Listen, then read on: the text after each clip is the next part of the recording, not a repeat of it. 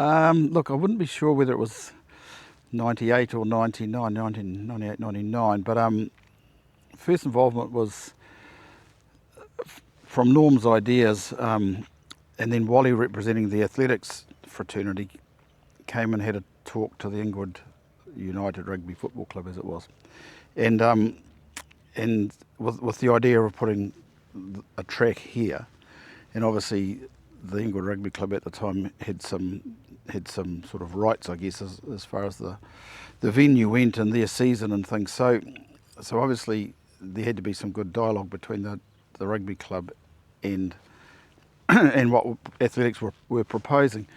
So Kelvin Jackson and I were asked from the rugby club to represent them, I guess, in those early days, as to just what the proposal was, what did it look like, what the timing was going to be, and things like that.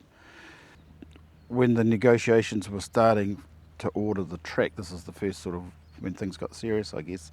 The reality was, I think most people could see that the future was, a facility like this here now, on the side of the rugby ground, or what we considered the rugby ground, and it was a better fit all around. So that was the start for me, I guess.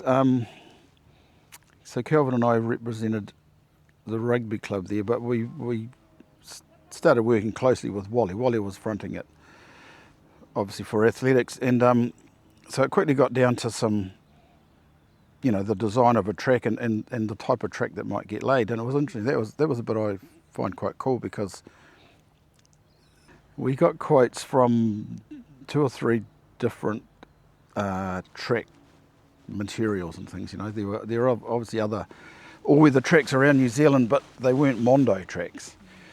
And so we got some prices in. And Mondo, we got a price from Mondo. We set about raising some money with the TETs, and the council were involved, and the regional council and the district council came through with some money. So we had some money pledged, but of course we had to, by the time we'd got a significant amount of money pledged, the prices of the tracks had gone up. The decision at that stage was clearly not going to be a Mondo track, because it was way more expensive. We were a wee bit cheeky, really, and went back to Mondo and said, look, we still haven't purchased anything, could you just refresh your quote? I mean, all I knew about Mondo was that the previous 6 or 7 Olympic Games had been run on Mondo tracks, so I figured it must be the Rolls Royce of running tracks, and that would be quite cool.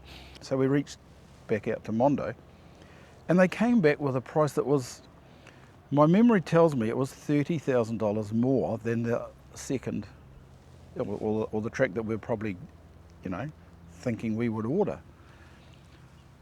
And like 30,000 seemed pretty close. I mean, they'd come back a massive amount.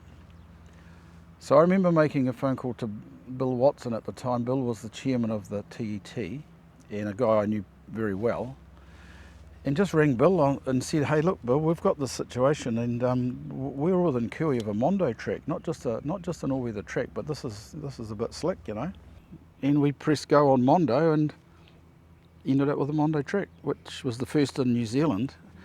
I think the only other one in the Southern Hemisphere might have been Sydney. But anyway, we were first in New Zealand, because within a couple of years there was 2 or 3 more. So I think little old Inglewood shamed a few of the bigger regions into getting what is the elite track. The next cab off the rank was the building, to get funding in place to put a building that the track clearly needed. There were lighting towers and lights and all that other infrastructure that's required. Then I became the chair. Yeah, I'm not even sure when that happened, to be honest, but it was a long time ago. Yeah. The building here got built 2006. First used in 2007 from the rugby club's point of view. I do remember that. I know the storage shed there, that was donated from one of the gas companies. Came from Ottawa Road, which was on Bill Watson's farm, as it happened. So that's quite a little, connection there, I guess. The grandstand, or most of the grandstand's bigger than it was, but that was here because rugby had secured that from the old Taranaki Jockey Club, actually. Okay, so one of the other things, Hayley, I do remember when we ordered the seats, and we made a decision when we were putting the seats in place, and we put TET, slightly different to what's there today, but into the grandstand, and